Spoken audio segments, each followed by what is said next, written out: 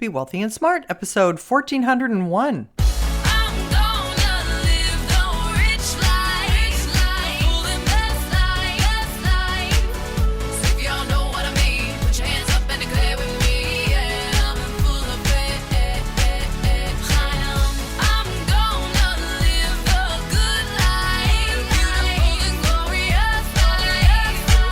Step into a world of wealth and financial freedom without budgets, boredom, or bosses on Be Wealthy and Smart.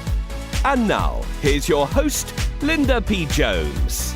Welcome to Be Wealthy and Smart. I'm Linda P. Jones, America's Wealth Mentor, empowering women and men worldwide to financial freedom. On today's show, we're going to talk about interest rates declining ahead of the Fed meeting. That's right. Almost all mortgage rates are down today. According to Zillow data, the 30-year mortgage rate has finally dropped below 5.75% and sits at 5.73%. The 15-year mortgage rate is now under 5% at 4.97%, according to Yahoo Finance. Rates have been steadily decreasing in anticipation of the Federal Reserve cutting their Fed funds rate at its next meeting on September 18th. Inflation is one of the main economic factors the Fed uses to decide whether to slash rates or not, and all eyes are on the CPI, the Consumer Price Index, that comes out today. The CPI is a key measure of inflation, and if this report shows that inflation is slowing, mortgage rates could decrease even more.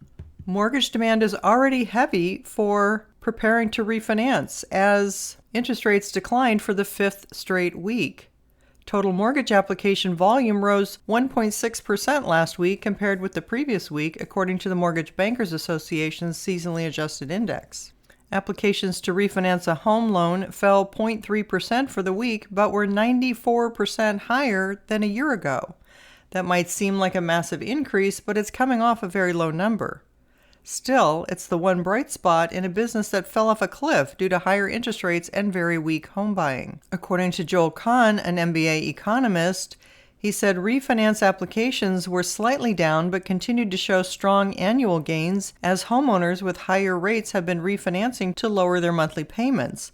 The refinance share of applications averaged almost 46% in August, the highest monthly average since March of 2022. And while applications for mortgages to purchase a home rose 3% for the week, they're still 4% lower than the same week a year ago. Home sales have been very slow all summer as buyers face sky-high home prices.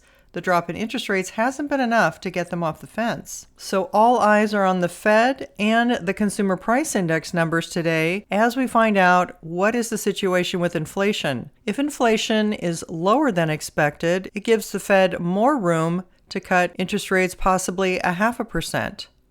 But should inflation come in higher than expected or as anticipated, and that remains above the 3% inflation rate, that doesn't give the Fed more room to cut interest rates. Nonetheless, I still think we'll get at least 0.25% cut.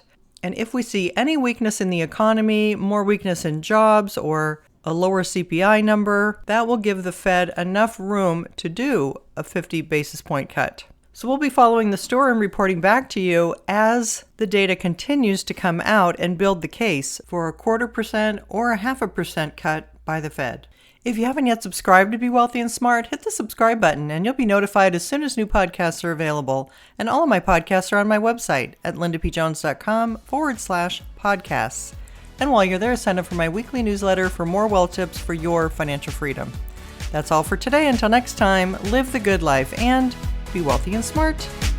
Thank you for listening to Be Wealthy and Smart with Linda P. Jones. Share the wealth and tell your family and friends about the show.